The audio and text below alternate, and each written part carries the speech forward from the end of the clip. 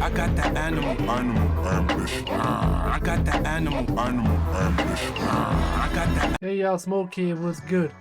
So last video, I played a video by Tap Out Corner of 11 dead wrestler first and last matches in WWE. I didn't know it was gonna be a whole like hour and 39 minutes, so I decided to just like split them, like for each wrestler's first and last match that he talks about, and put it like in their own videos and stuff. So yeah, so last video he talked about Umaga, first match against Colt Cabana, and last match against CM Punk, ironically. So in this video, he's gonna be talking about the first match and probably rise of Luke Harper and his final match within WWE. So yeah, let's take a peek. Before Luke Harper was, well, Luke Harper, he was a guy from Rochester, New York named Jonathan Huber.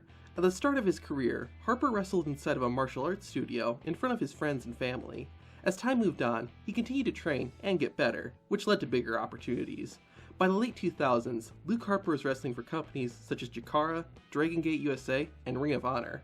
While things were going well, Harper's career took a huge step forward when he got offered a contract with WWE in 2012. He was sent down to developmental and began his training for the main roster. The same year he joined WWE, Harper would also have his debut match in the company. The November 7th, 2012 episode of NXT would mark the official start of the WWE career of Luke Harper. After returning from a commercial break, Kurt Angle's kayfabe son, Jason Jordan, was in the ring, ready for a match. Next came someone who would be synonymous with Luke Harper's WWE career, Bray Wyatt. The future Fiend rambled for a bit on the mic, until Jason Jordan cut him off and told Wyatt he was here to fight. The new face of fear responded by giving Jordan just that, and without any warning, Luke Harper entered the shot and marched towards the ring. Harper, who hadn't been given a name yet, immediately charged at Jason Jordan, and the contest. That NXT looks so much better than the current NXT, man. I just wanted to pause the video and just make that statement. Like it really did look better, bro. I understand things have to change, but I mean, come on, bro. It didn't have to change like that. Contest began. Harper, who hadn't been given a name yet, immediately charged at Jason Jordan, and the contest began. The backwoods brawler struggled at first with Jordan's speed, but obtained control after preventing a drop toe hold. Living up to his nickname, Luke Harper attacked his opponent with punches, chops, and uppercuts. To show how vicious he was, Harper also pulled and raked the eyes of the future American Alpha member. Luke Harper got a bit more polished with his offense when he hit a discus clothesline, a move that had become a signature of his. When that didn't work, Jason Jordan attempted to change the tide of the match, but all that did was set him up for a sit-out spinning side slam for the 3 count. After the bell had run, Bray Wyatt revealed Harper's name and that he was the first son of the Wyatt family. Honestly, I think this is a pretty good debut. I like that Luke Harper immediately had a backstory, and being a part of the Wyatt family gave him some character. I thought the match itself made him look like a strong force, especially since Jason Jordan wasn't some no-name jobber. Honestly, not a bad debut. And even going back now, I still want to know more about his character and see what happens next. So let's do that. Soon after making his debut, Harper would be joined by Eric Rowan, turning the Wyatt family into a trio. Like many dominant tag teams, they'd become NXT Tag Team Champions in May of 2013. Around that same time, promos began airing on Raw and SmackDown that the Wyatt family was coming to the main roster. Luke Harper, along with Rowan and Wyatt, would make their Raw debut in July and began feuding with Kane. During his first year on the main roster, Harper mostly tagged with Eric Rowan, and the two had remained undefeated until October of 2013. In 2014, the two Wyatt family members would challenge the WWE Tag Team Champions, the Usos, to a handful of unsuccessful title matches. That same year, both Harper and Rowan would break away from Bray Wyatt and became singles competitors. Things seemed promising for Luke Harper when he won the Intercontinental Championship in November, but before the year was even over, he had already lost it. 2015 didn't start off much better for Harper. He competed at WrestleMania 31 for the IC title, but failed to win. He also had a rivalry with Dean Ambrose, which he likewise lost. Things didn't really pick up till he got back with Bray Wyatt, and eventually the rest of the Wyatt family. The remainder of 2015 went alright for Luke, but in early 2016, he'd be sidelined with a knee injury. When he returned, Harper was once again back with Bray Wyatt, as well as Randy Orton. The group would win the SmackDown Tag Team titles of the 2016 TLC pay-per-view, only to lose them 23 days later. Tension soon began to build in the group, and Luke Harper ultimately left the Wyatt family, turning face for the first time as a result. Following this, Harper would suffer losses from both Randy Orton and Bray Wyatt in singles matches. After WrestleMania 33 though, he would defeat a returning Eric Rowan at Backlash. From here, Luke Harper's career started to become kind of quiet, until he completely disappeared midway through 2017. But things turned around in November when he returned with Eric Rowan, now his allies again. Only this time, there's no Bray Wyatt in sight. Instead, they went by the name the Bludgeon Brothers, and did pretty well. They destroyed many of the tag teams put before them, and it all built up to them winning the SmackDown Tag Team titles at WrestleMania 34. Unlike his two previous championship reigns, Harper and his fellow Bludgeon Brother would hold the belts through SummerSlam, ultimately losing them on the August 21st episode of SmackDown. After their championship run was over, Rowan was put on the shelf due to injury, and Harper took the opportunity to undergo wrist surgery. He returned during the Andre the Giant Memorial Battle Royal at WrestleMania 35, and also performed on the Worlds Collide special. Shortly after this, it was reported that Luke Harper had requested his release from WWE, but was denied. We wouldn't see the former Bludgeon Brother until September of 2019, when he returned to help out Eric Rowan. The two briefly reunited their tag team, but were separated not long after, due to the draft. Luke Harper remained on SmackDown, while his partner was moved to Raw. It ended up not really mattering, as Luke Harper would have his final match shortly thereafter, which, ironically, took place on Halloween of 2019 at Crown Jewel.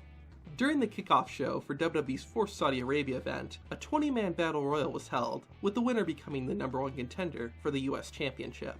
Luke Harper was amongst the cluster of wrestlers looking to earn an opportunity at the red, white, and blue title. To gain an advantage, he worked alongside his former ally, Eric Rowan, and together they went after Sunil Singh. Only a few seconds into their attack, and Harper changed his attention to Heath Slater, and shortly after that, he changed his target to Brian Kendrick. Eventually, Eric Rowan came over to help Harper take out the cruiserweight. They were doing a pretty good job, but then just kind of stopped halfway through and split up again. Harper spent a short time with Cedric Alexander before moving on to Eric Young. EY proved to be difficult and actually wore down Luke Harper. Even after the former TNA star left him, Harper was then attacked by R-Truth. Once he had some time to recover, Luke Harper came to the aid of Eric Rowan by throwing both Brian Kendrick and Eric Young up for the top rope. With 2 eliminations under his belt, Luke Harper focused on another cruiserweight, Akira Tozawa. Like before, Harper just kind of gave up with Tozawa and moved on to Apollo Crews, Shelton Benjamin, and No Way Jose. The Bludgeon Brothers reunited for about 10 seconds as they tried to eliminate Cedric Alexander, but like before, they just stopped trying, and Harper focused on Akira Tozawa again. My gosh, man. After an ad break, Harper and Rowan went to the center of the ring and stared each other down. No Way Jose interrupted with some dancing, which Harper responded to with a discus clothesline, followed by Rowan throwing the man over the top rope. The former Wyatt members locked eyes a second time, but were once again interrupted, this time by Akira Tozawa. Eric Rowan grabbed the Japanese wrestler and set him on top of a turnbuckle, allowing Harper to superkick the 205 Live star out of the ring. Cedric Alexander was the next to feel the wrath of the former Just a side note, I think I'm gonna go and watch 205 Live from how it started to how it ended. Because Tozawa is the one guy that, I never seen perform. So, because they don't do anything with him in terms of like matches. That's barely. So, obviously being a cruiserweight in 205 Live, he has a more opportunity to do so. So, I'm going to see what's good. Bludgeon Brothers Live star out of the ring. Cedric Alexander was the next to feel the wrath of the former Bludgeon Brothers, followed by Apollo Crews. The backwoods brawler then laid low for a little while, and got back into the action when the number of bodies in the ring had decreased. He focused his energy on a hurt Cedric Alexander as the crowd started chanting, "Let's go Harper." It sounds like the WWE Universe here in Riyadh are rallying behind Luke Harper. Once again, Rowan and Harper got together and ultimately eliminated the Queen City's favorite son, leaving only them and Alberto Carrillo. Harper and Rowan almost broke out into a fight, but an attack by Carrillo got them back on the same page. Once the luchador was down, Eric Rowan directed Luke Harper to eliminate Humberto. Harper then went to do just that, but was double-crossed by his former tag team partner, who in turn was quickly eliminated by Carrillo, and thus the match came to an end. I'm assuming nobody knew this was going to be Luke Harper's final WWE match, so with that in mind, I think they did a pretty good job. It was very fitting that Luke Harper would work with Eric Rowan in his last appearance, since they have so much history together. One issue I had, though, was that they would start working together and then just walk away from each other. It wouldn't be so bad, but they have that stare-off towards the end, which is odd because they'd just been working together multiple times. Besides that, I thought it was good. I liked too that Luke Harper did a lot in the match. It wasn't just another body solely there to fill up the ring. Could Harper's final match have been better? Yes, but it could have also been way more underwhelming, so I'm content with this being the way he leaves WWE. On that note, Luke Harper would appear at a few untelevised events in November, but wasn't seen on TV at all. Finally, on December 8th, he was officially released from the company and is currently under a 90-day no-compete clause, which will expire in March of 2020. While I wouldn't say Luke Harper's WWE run was terrible, it certainly had its bumps. It seemed like he was never able to break away from the Wyatt family. Even when he was a part of the Bludgeon Brothers, he was still tagging with Eric Rowan. With that said, he seemed to do alright when he was a part of a group. The Wyatt family was a really cool faction, and Luke Harper played his role perfectly. Same thing with the Bludgeon Brothers. I think the group won as well as it did, because it played to his strengths. Yeah, that was a cool vid. Matter of fact, when Bray Wyatt made his debut, that's when I stopped watching, matter of fact. I seen a little bit of Bray Wyatt, but that was it, cause he debuted like probably the end of 2012 or something, maybe the middle, not entirely sure, but yeah, that's when I just stopped watching, period, and just, being a kid, I was just like on ESPN all day whenever I did turn on TV and stuff. Yeah, Battle Royal for a large match, televised that is, it's like whatever, but the fact he was in the final 3 is actually pretty cool, and there was actually storytelling there to be told, so that's dope. Got betrayed by his former partner, who was working together for that time being, and then Eric Rowan got eliminated after, so that's pretty cool. I think that last guy is like is Saudi. That's why he won the match. I'm not sure though. I don't really know who that is.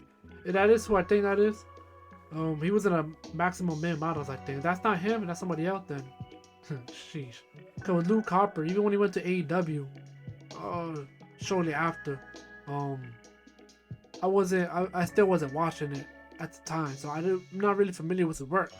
The only thing I know of that he left like a legacy behind with the I think it's called Dark World Order. So yeah, thank you guys for watching. Peace, I'm out.